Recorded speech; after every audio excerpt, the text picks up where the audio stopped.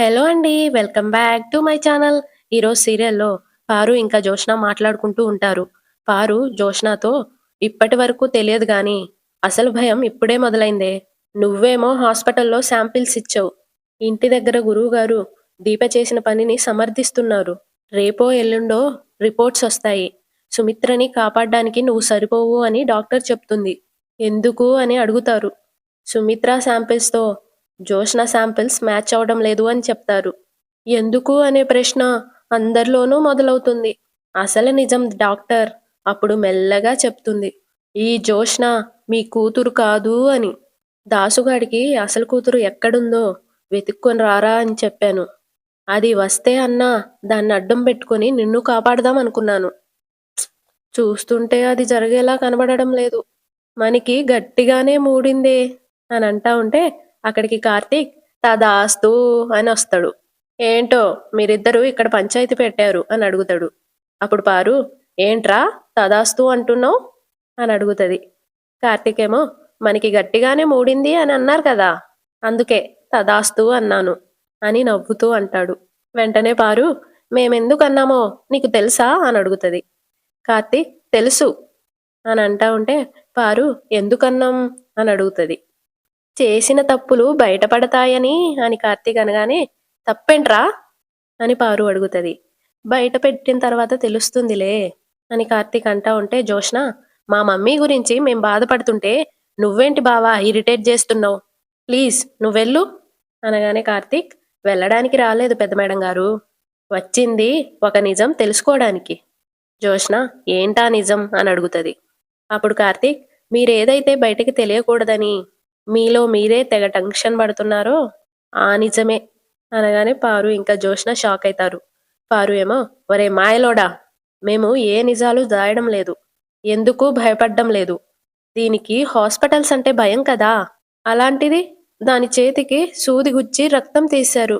ఇప్పుడే ఇంత బాధగా ఉంటే రేపు ఆపరేషన్ చేసేటప్పుడు ఇంకెంత బాధపడాలో అని ఇప్పుడే బాధపడుతుంది అని అంటా ఉంటే కార్తీక్ అలాంటి పరిస్థితి పెద్ద మేడం గారికి రాదులే అనగానే పారు కన్న కూతురు కదరా, అదే అదేదో ఇవ్వాలని అని అంటా ఉంటే కార్తీక్ అదేదో కాదు బోన్ మ్యారో అనగానే పారు అదేలే, అదైనా ఇవ్వాల్సింది ఇదే కదా అని అంటా ఉంటే కార్తీక్ ఇవ్వాల్సింది పెద్ద మేడం గారు కాదు, కన్న కూతురు.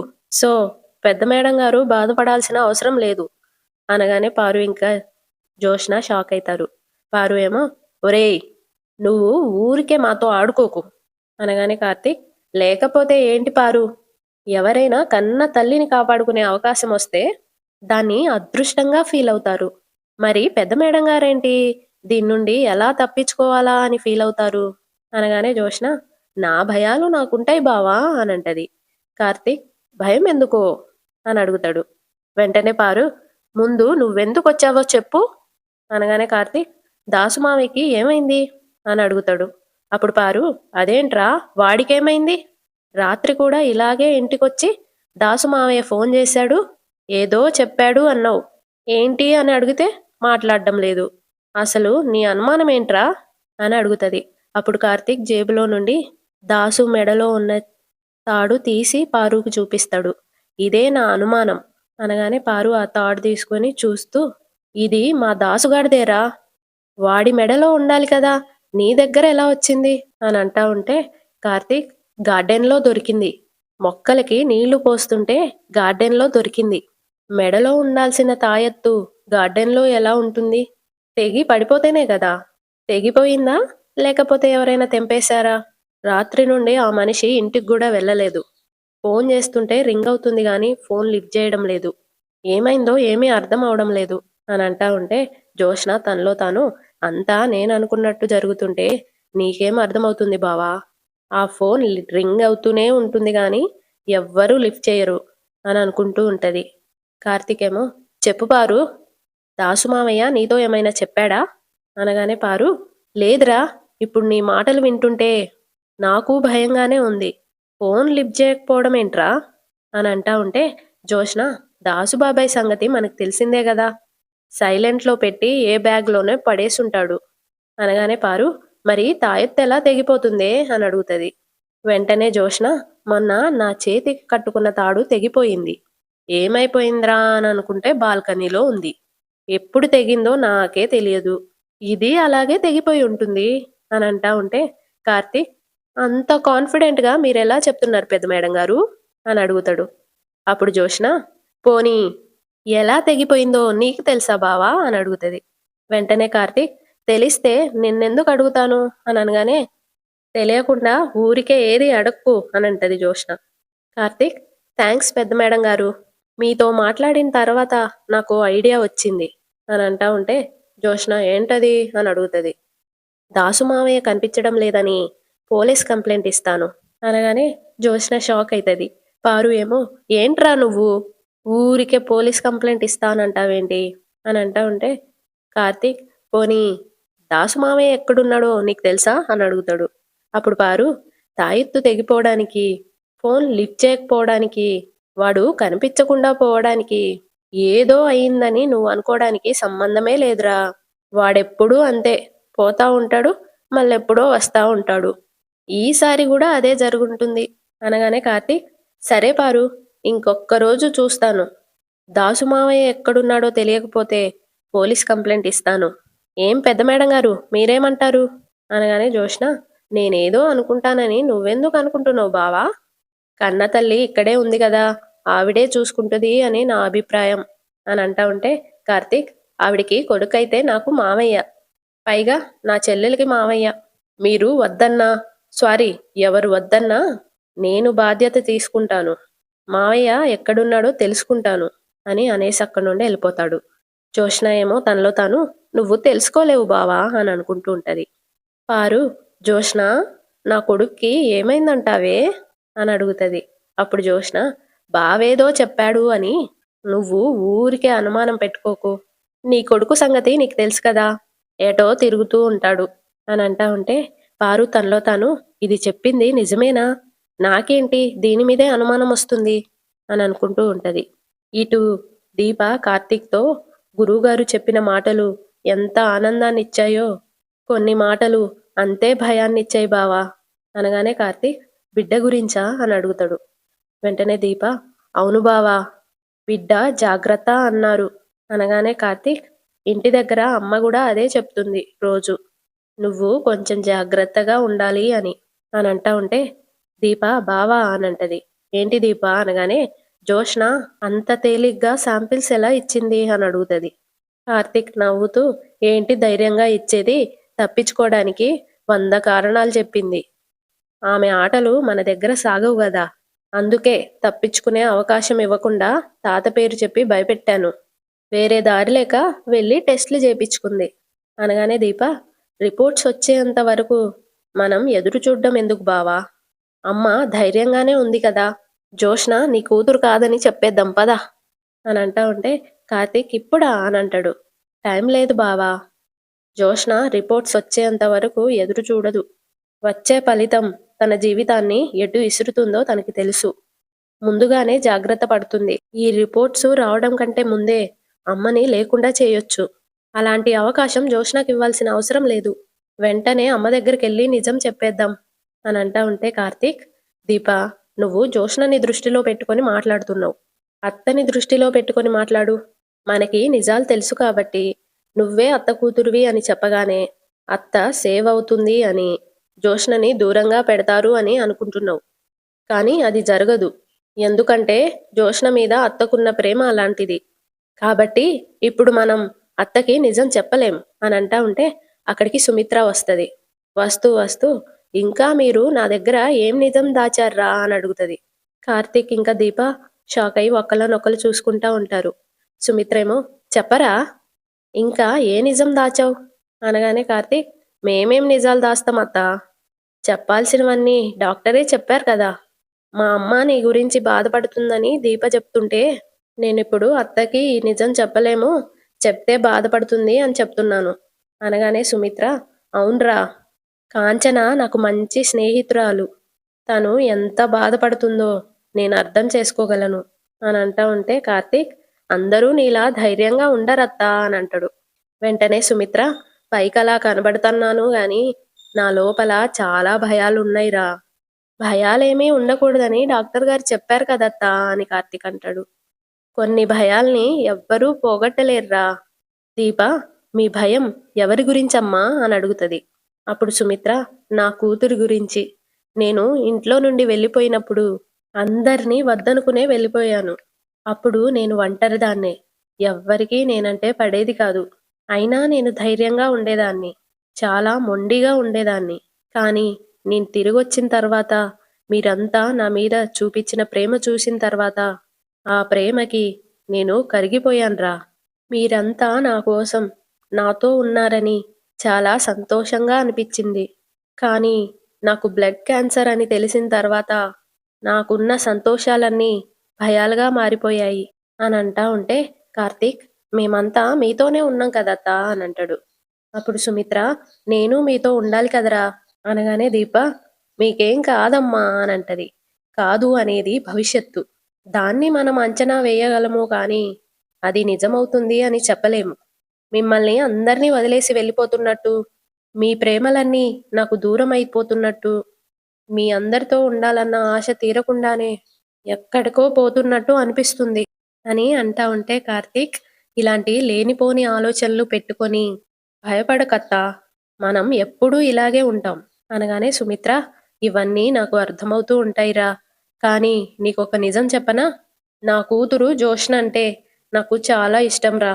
నేను దాన్ని ప్రేమించనంతగా అది నన్ను ప్రేమించదు అని నాకు తెలుసురా. అయినా నేను అది నన్ను ప్రేమించాలి అని నేనెందుకు కోరుకోవాలి? అది నన్ను ఎలా అనుకున్నా సరే, నేను మాత్రం నా కూతుర్ని ఎప్పటికీ ప్రేమిస్తూనే ఉంటాను. కడుపులో ఉన్నప్పుడు దాని మీద పెంచుకున్న అనురాగం కంటే, దాన్ని పెంచేటప్పుడు పెంచుకున్న అనురాగమే ఎక్కువ. అది 2 రోజులు ఇంట్లో లేకపోతే నాకు ప్రశాంతంగా నిద్ర పట్టదు. అంతిష్టంరా అదంటే నాకు. కార్తీక్ ఏమో దీపక్ సైగ చేస్తాడు విన్నావా అన్నట్టు. సుమిత్ర, కార్తీక్, నా కూతురికి పెళ్లి చేయాలిరా. నీలాంటి ఒక మంచి వ్యక్తిని నా కూతురికి భర్తగా చేయాలి. అది సంతోషంగా కాపురం చేస్తుంటే చూడాలని ఉందిరా. అప్పటిదాకా నేను బ్రతికుంటానంటావా అని కన్నీళ్లు పెట్టుకుంటూ బాధపడుతూ అడుగుతది. వెంటనే దీప, నీ కూతురు బ్రతికుండంగా నీకేం కాదమ్మా. తన ప్రాణాలు అడ్డుపెట్టైనా నీ ప్రాణాలు కాపాడుతుంది. అంతే కదా బావా అనగానే కార్తీక్, అవునత్తా, నీ కూతురే నిన్ను కాపాడుతుంది అని అంటాడు. ఇటు శివనారాయణ హాల్లో సోఫాలో కూర్చొనుంటే అక్కడికి దశరథ్ వచ్చి, నాన్నా, నువ్వు గురువుగారు చెప్పిన దాని గురించి ఆలోచిస్తూ భయపడుతున్నావని నాకు అర్థమైంది నాన్న అని అంటా ఉంటే అక్కడికి కార్తీక్ కూడా వస్తాడు. శివనారాయణ, కొన్ని భయాలు ఆలోచనల నుండి పోతాయి, కానీ కొన్ని భయాలు అనుభవం నుండి పోతాయి. మనిషి జీవితం ఎలా ఉంటుందో తెలుసా? బాల్యంలో యవ్వనాన్ని కోరుకుంటాడు, యవ్వనంలో పెద్దరికాన్ని కోరుకుంటాడు, పెద్దరికంలో అధికారాన్ని కోరుకుంటాడు. ఇవన్నిటినీ తట్టుకొనొచ్చేది వృద్ధాప్యం. అప్పటికీ అర్థం కాదు ఏ స్థితిలోనూ తను ఉన్న దశని పూర్తిగా అనుభవించలేకపోయాము అని.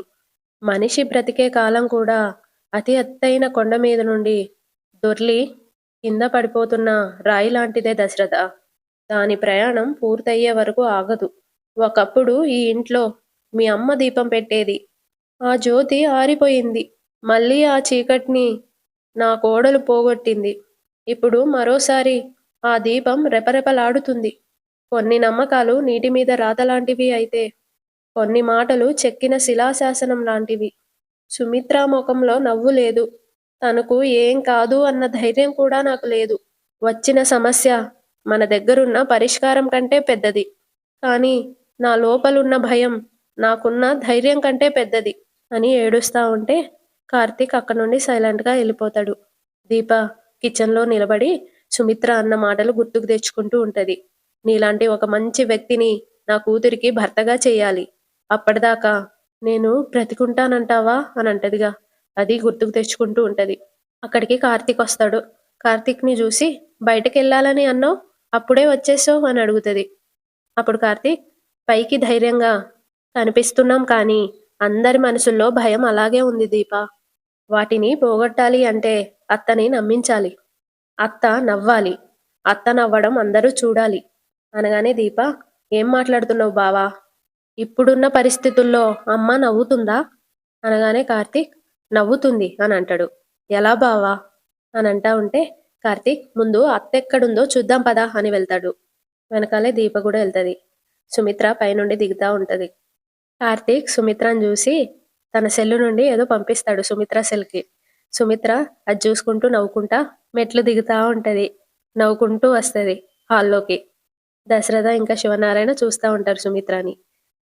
పారు ఇంకా జోష్న కూడా వస్తారు కిందకి. జోష్న ఏమైంది మమ్మీ ఏమైంది మమ్మీ నిన్నే అడిగేది అని అంటది. సుమిత్ర అయ్యో అనుకుంటూ నవ్వుతూనే ఉంటది. పారు ఏమో మెల్లగా జోష్నతో దయ్యం పట్టినట్టు అలా నవ్వుతుందేంటే అని అంటూ ఉంటది. అదే నాకు అర్థం కావట్లేదు అని జోష్న అంటది. దశరథ ఏమైంది సుమిత్ర అని అడుగుతాడు. అప్పుడు సుమిత్ర ఏమైందో మీరే చూడండి అని సెల్ చూపిస్తది. ఫోన్ చూసి దశరథ కూడా నవ్వుతా ఉంటాడు. పారు దశరథ ఏమైంది నీకు అనగానే దశరథ నువ్వే చూడు పిన్ని అని ఫోన్ ఇస్తాడు. ఫోన్ చూసి పారు ఇంకా జోష్న కూడా నవ్వుతా ఉంటారు. శివనారాయణ ఏమైందిరా మీ అందరికీ అనగానే పారు ఏమండి మీరు కూడా చూడండి అని ఫోన్ ఇస్తుంది. శివనారాయణ కూడా చూసి నవ్వుతా ఉంటాడు. దీప ఇంతమంది నవ్వుకుంటున్నారేంటి అసలు ఏముంది దాంట్లో అని అడుగుతుంది. అప్పుడు శివనారాయణ ఏముందో నువ్వే చూడమ్మా అని ఫోన్ ఇస్తాడు. దీప చూస్తుంది. అందులో ఒక చిన్న పాప ఫోటో ఉంటది. అది చూసి ఇందులో నవ్వడానికి ఏముంది 2 జడలేసుకున్న పాప ఫోటో అనగానే సుమిత్ర అంటే ఆ ఫోటో గురించి నీకేం తెలియదన్నమాట అని నవ్వుతూ అడుగుతుంది. దీప తెలియదు అని అంటది. అప్పుడు సుమిత్ర ఆ ఫోటో ఎవరిది అనుకుంటున్నావు మీ ఆయనదే అనగానే దీప కార్తీక్ని చూస్తుంది. కార్తీక్ ఏమో సిగ్గుపడతా ఉంటాడు. అందరు నవ్వుతారు. ఏంటి ఈ ఫోటో మా బావదా అని అడుగుతుంది. సుమిత్ర అవును ఏరా కార్తీక్ నువ్వు ఇంతవరకు మీ ఆవిడికెందుకు చూపించలేదు అని నవ్వుతా ఉంటది. అప్పుడు కార్తీక్ ఇలాంటిది ఎవరికైనా చూపిస్తారా అత్త నేనేదో సరదాగా నీకు షేర్ చేశాను అంతే అనగానే సుమిత్ర అయితే ఆ ఫోటో వెనక ఉన్న కథ కూడా తెలియాలన్నమాట అని అంటది. అప్పుడు దీప కదా అని అడుగుతుంది. హా అని సుమిత్ర చెప్పబోతుంటే కార్తీక్ అత్తా ప్లీజ్ అదంతా దీపక్ చెప్పకు అనగానే పారు అందరికీ తెలిసిందే కదరా అనగానే కార్తీక్ నువ్వు ఆగు పారు అది నా పరువుకి సంబంధించింది అని అంటా ఉంటే దీప నా దగ్గర నువ్వు చాలా దాచావు బావా అని అంటది. అప్పుడు జోష్న దీప దగ్గర కూడా నువ్వు నిజాలు దాస్తావా బావా అనగానే దీప అంటే ఈ ఫోటో కదా నీకు కూడా తెలుసా అమ్మాయి గారు అని అంటా ఉంటే జోష్న నవ్వుతూ మా అందరికీ తెలుసు కానీ ఎవ్వరికీ చెప్పొద్దని మా అమ్మ దగ్గర మాట తీసుకున్నాడు అందుకే మేము ఎవ్వరికీ చెప్పం అని నవ్వుతా ఉంటే దీప మరి నాకిప్పుడు ఎవరు చెప్తారు అని అడుగుతుంది. అప్పుడు పారు సుమిత్ర అది నువ్వే చెప్పాలి ఎందుకంటే కార్తీక్ గాడు మాట తీసుకుంది నీ దగ్గరే కాబట్టి నువ్వు చెప్పడమే కరెక్ట్ అని నవ్వుతూ అంటది. అప్పుడు సుమిత్ర ఏరా కార్తీక్ చెప్పమంటావా అనగానే కార్తీక్ నీకేదో సరదాగా పంపిస్తే నిజం చెప్పమంటావా అని నన్ను అడుగుతావేంటత్తా అని అంటా ఉంటే సుమిత్ర తప్పదురా నిజం చెప్పాల్సిందే అని అంటా ఉంటది. అంతటితో ఈరోజు ఎపిసోడ్ అయిపోతుంది. సబ్స్క్రైబ్ చేసుకోండి, లైక్ కూడా చేయండి. రోజు ఇక వీడియోలు పెడతానండి.